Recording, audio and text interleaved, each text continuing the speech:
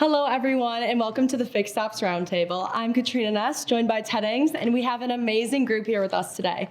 This is the Online Marketing Trade Pending panel. Gentlemen, will you please introduce yourselves? Shon Kingrey from the Kaiser Automotive Group, Madison, Wisconsin. Tony Owens, Germain Motor Company. Richard Lupo, Apple Tree Automotive, Asheville, North Carolina. Owen Moon with Trade Pending, which recently acquired Fixed Ops Digital. Everybody, we're here today at Northwood University. We're in beautiful Midland, Michigan.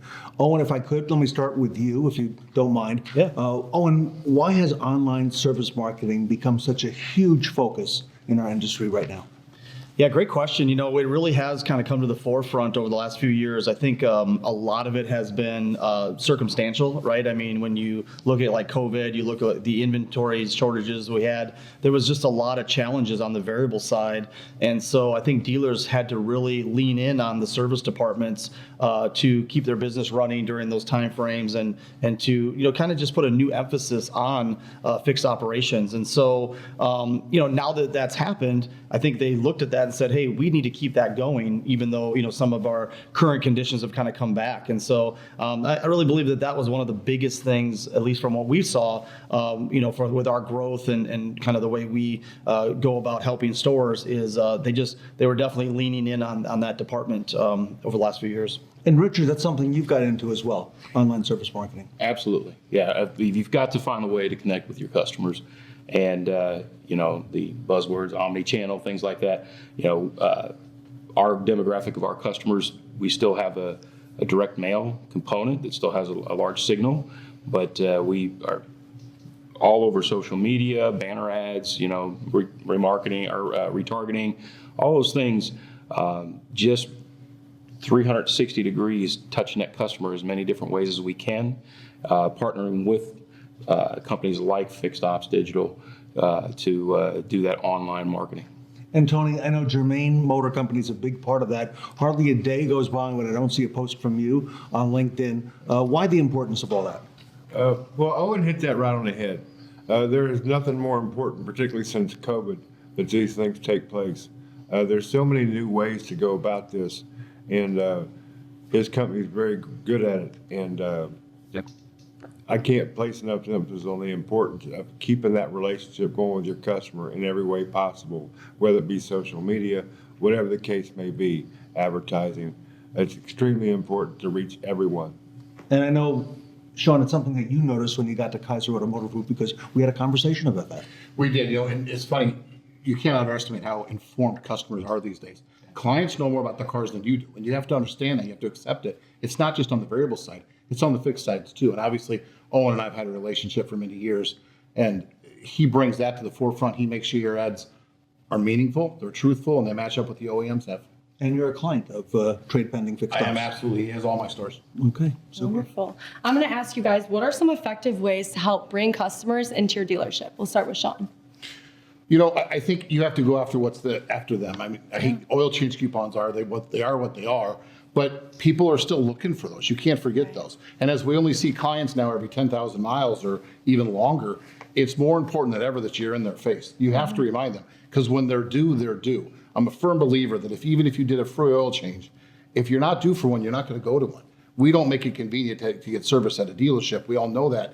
So you wouldn't come in. And again, this is just not all about Owen, but they have to be in their face. They have to be relevant. They have to be for what the client's looking for at the time. Tony, anything you want to add to that? Well, you know, that's where computers really take a big deal on this. It's about knowing your customers, knowing their needs. You can't get every one of them the same way. You can find out what most of your customers need or majority of customers need based on what they're telling you, what you're listening to them. And that's extremely important. Do the research and know what these customers need and market that way. Richard, when we were down at Asheville at your dealerships, I know that was a conversation that we had about online service marketing. Oh, absolutely. Connecting with your customers in a straightforward, honest manner, keeping your brand, Apple Tree in our case, top of mind when it's time, when you're due. The biggest way to drive customers in is to retain them. That's the number one thing. Yeah. And then gaining new business, going out in the market and letting people know what we're about, and connecting through being out in the community, being online, talking to them about what we do, who we are, what our values are, where our place in the community is. Not just, if we have to send out the oil change coupons and reminders, but let them know who we are and what we represent. Because, the presence of knowing the corporate values of a company have become very relevant in recent years. What are you seeing? Yeah, I think touch points are really the most important thing when you look at it globally, right? We kicked that door down 5 years ago and said, hey, your consumers are online. Let's make sure we reach out to them. But then you start talking to dealers and you're like, they're not even necessarily doing good retention programs, and they're not talking to their customers about recalls and warranties. So it's really understanding the different revenue pillars that are in the fixed ops department, and then putting a strategy together that hits all of them. Like, email marketing and text messaging, I think is a much better play for a current customer, somebody that is opted in, somebody that you have a relationship with, and then maybe reaching out to them with Facebook ads and maybe, paid search, where you have that conquesting initiative to try to drive customers in that might not have been your customers. Oh, and I want to pivot a little bit, if I may, and talk about video. Yeah. We live today in a video world, and now something that you've done at Trade Pending is bringing the technician out of just being in the shop, but putting them on video and having the technician explain to the customer in short videos what they saw. How important is doing things like that?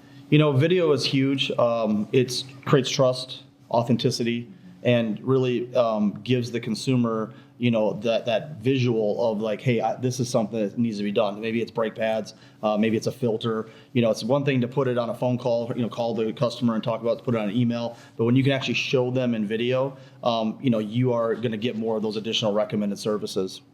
Excellent. Shon, anything you want to add in video? It's funny, and we talk about it. We've done some panels together lately with some technicians.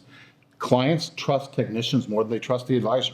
It's weird to say that, but it's always been 30 years of doing this. It hasn't changed. As soon as the technician shows them their car, it's kind of done. It kind of sells itself. Richard, video is everywhere in our lives now, and now it's worked its way into fixed ops. It's into the shop. Yeah, no, we utilize the online video inspections, and having been in the business a long time, we used to take and walk the customer out to the car and show them the car, and we've got away from that, and now we're back to that in a virtual sense, and that connection between that car, that customer, and the hands that are working on it is invaluable. Coming back to you, Owen, Yeah. the customer trusts the technician. Yes. And that's an important step there. Yeah, 100%. I mean, when they're the experts, they're the certified technician, they're the ones that work on these cars every day. Who would be the best person to get that trust to the consumer than the technician? Everybody, one final question, if I may, for everybody in the panel, starting with Owen. What should franchise dealerships expect now for the balance of 2024 and coming into 2025? Things are changing so rapidly. I know you and I see it on the Fixed Ops Roundtable every few months. What can we expect?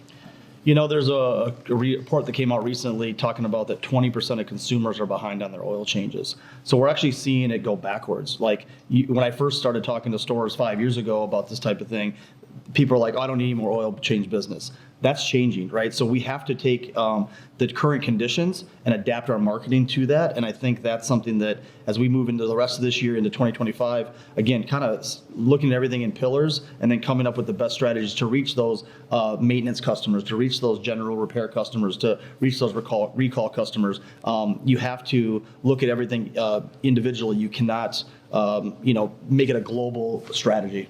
So, Richard, same question. What can franchise dealers expect 2024 going into next year?